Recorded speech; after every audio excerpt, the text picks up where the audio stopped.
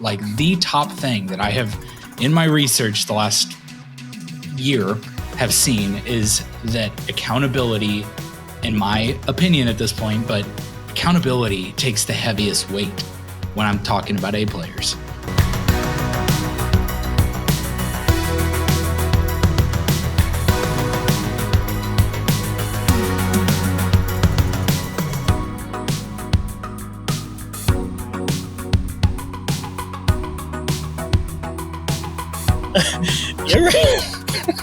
You ever forget how to swallow for a second? I just had that as the music was playing. I took a sip of water and I swallowed, but there was just like a little residual left. So I was trying to just second swallow that thing down real quick. And I was like, I can't. Can't second swallow. Welcome, everybody, to the Culture Based Podcast, already in progress. It is episode 60. We made it. I don't think we can quite retire 60, yet. Flirty and thriving. Okay. It is middle of September. We're happy to be here with you. Everything we do at the Culture Base, including this podcast, is to help leaders know what they're about, show where they're going, and develop a scalable team to get them there. Today, we're going to dive deep into the topic of the key to stronger team culture. That's what the thumbnail on YouTube said, because I feel like if I started with the first two words, then not many people would click it. Which now that you're here, too late. It's about owning mistakes from top to bottom in company culture. We're going to get into that in a second, but before we do, thank you so much for listening on audio podcast platform. We'd love for you to subscribe, review, rate, all that stuff there. You can also find us on YouTube, which hopefully is where you're watching if you're watching this, because I don't really know where else it would be. I didn't put it anywhere else except for YouTube, but I'd love for you to like, subscribe, ring the bell so you're notified every time new content drops. We drop this podcast every Tuesday, unless it's a holiday or one of us is busy, but mostly every Tuesday. So Instagram, YouTube, LinkedIn, you can find us at The Culture Base, BASE, and you can find us online at theculturebase.com. And while you're there, click on over to the resources page and get your free ebook, The Scalability Playbook, which is, wait for it, boom, there. The Scalability Playbook. Get your free copy. 5-star reviews are just rolling in already. You can get that for free at theculturebase.com/resources. The Scalability Playbook is full of proven methods for building high performance teams. Look how pretty it is. Never seen such a pretty ebook before. Hopefully you're watching on YouTube so you can see that. But there it is. That's what we got for today. Talk to you next time. No, just kidding. All right, moving on to today's episode. Owning your own mistakes. We feel like this is probably if not one of the biggest keys to success for your team culture. Why is that, Blake? Well, I've been chewing on this a bunch, probably pretty much for 7 years, but the last 24 hours has been like a hot topic. And you just go through seasons where all of a sudden you see that your team is scaled and you go, wow, this is great. But one of the things that doesn't always scale at the same rate is people's level of accountability. And that is one of the areas that I would say, as I've been studying this idea in depth of what is an A player look like for your organization, because anybody on here who says, I want to build a team and I want them all to be C players, should not be watching this. It's pointless. Don't watch us. Okay. It's not going to be helpful. The whole point of this is to create scalable teams, to create scalable companies, right? You got to have both. And part of that means the top thing that I have in my research the last year have seen is that accountability, in my opinion at this point, but accountability takes the heaviest weight when I'm talking about A players. When we're talking about all the different aspects of like leadership, communication skills, collaboration, and teamwork, flexibility, taking initiative, those things matter. They're really important.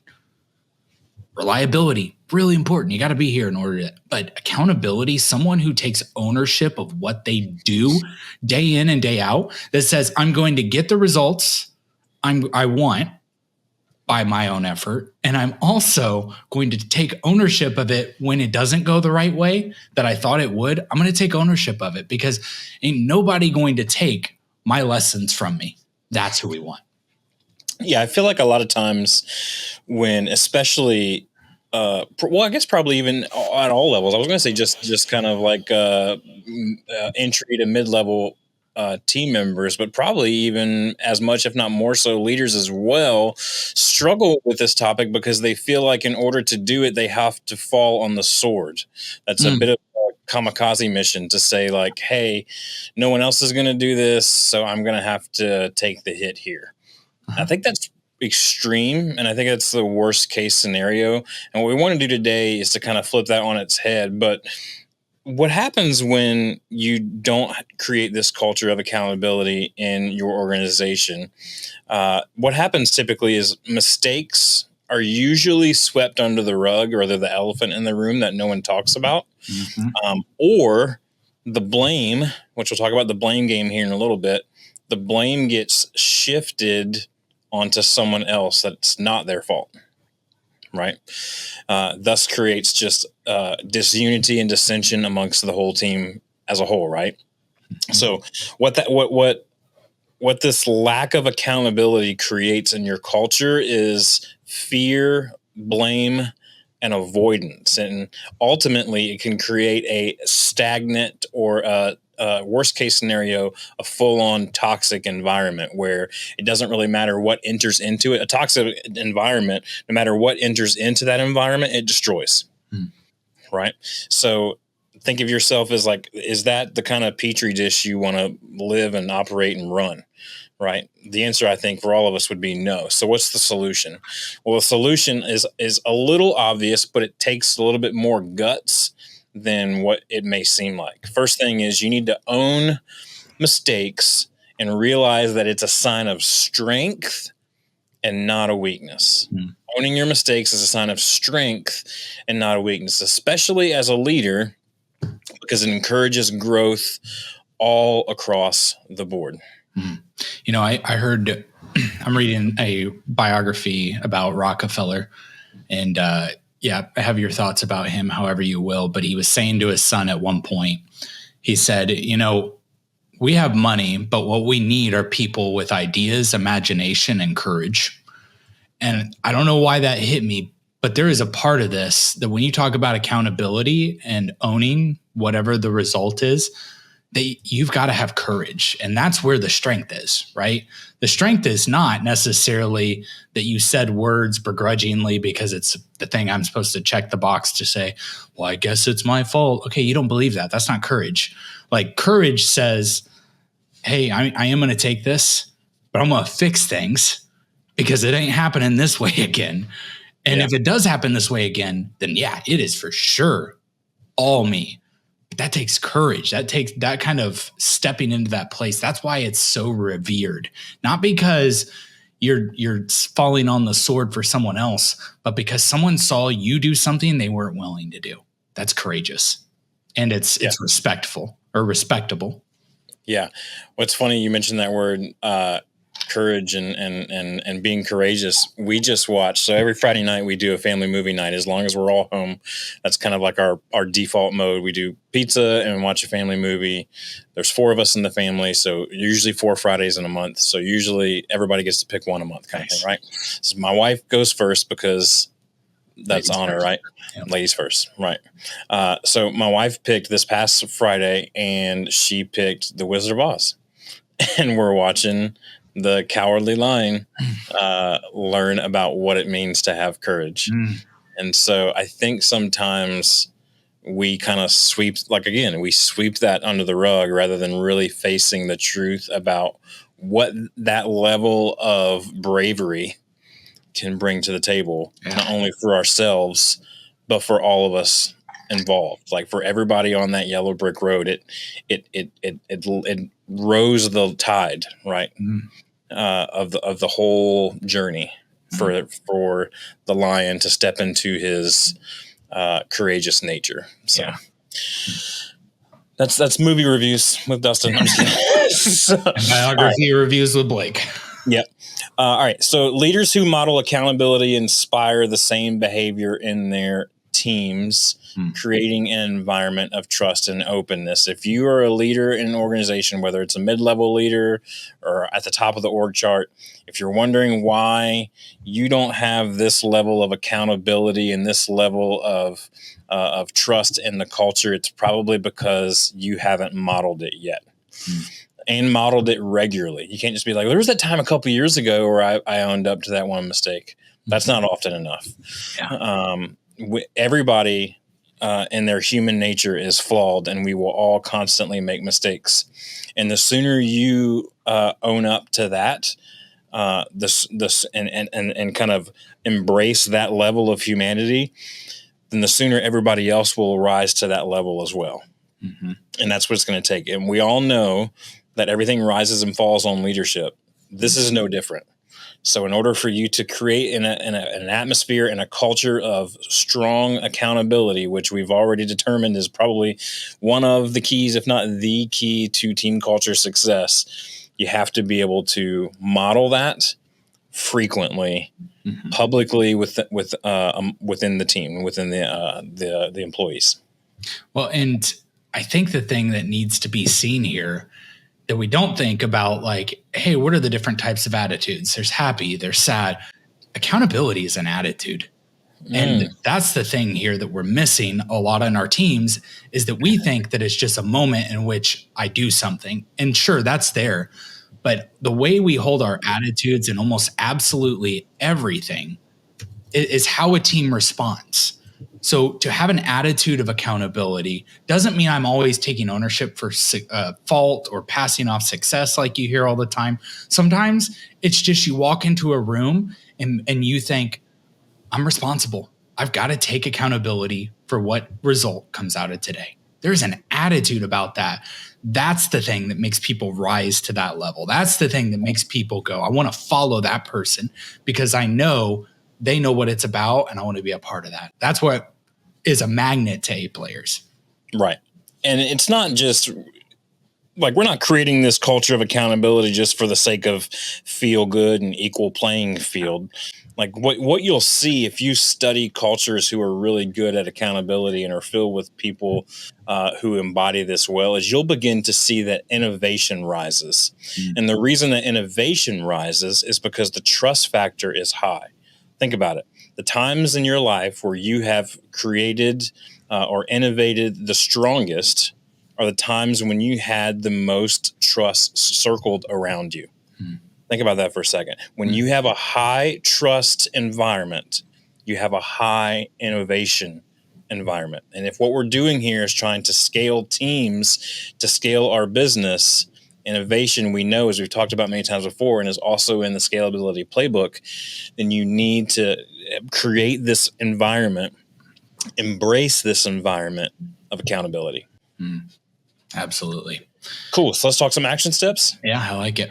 All right, action steps. We're going to break this down into 3 categories. So we're going to do for leaders, for team members, and then for the team as a whole. Blake, you want to take the leaders? Yeah, absolutely. So first off, the idea of leaders eat last. Don't ever ask anybody to do anything that you're not willing to do, right? So that concept, that's right. And that idea that you're going to make sure your team's taken care of before yourself. And so what that means, though, is you've got to set the table for what that looks like by being the one to step into the hard place first, by allowing vulnerability to be there, which the world has said for the longest time that that's a weakness. What we're realizing now is that because we're humans, that's actually a strength. So create that safe place for your team to admit their mistakes and to not have to have some kind of punishment every time that happens. Okay.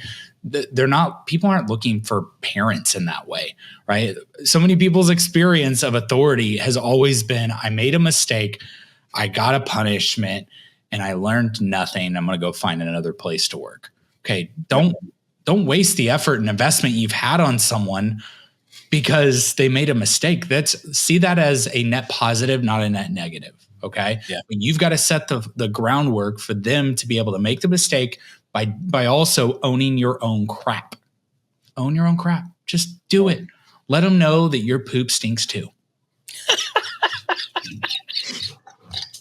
I love it. Did you throw back to an old Dustinism when you said set the table? Because I felt like that was like a toss back. I mean, I said it and thought of you, but that's all that mattered to me. Is that while you said it, you thought of me? That's all that really matters to me.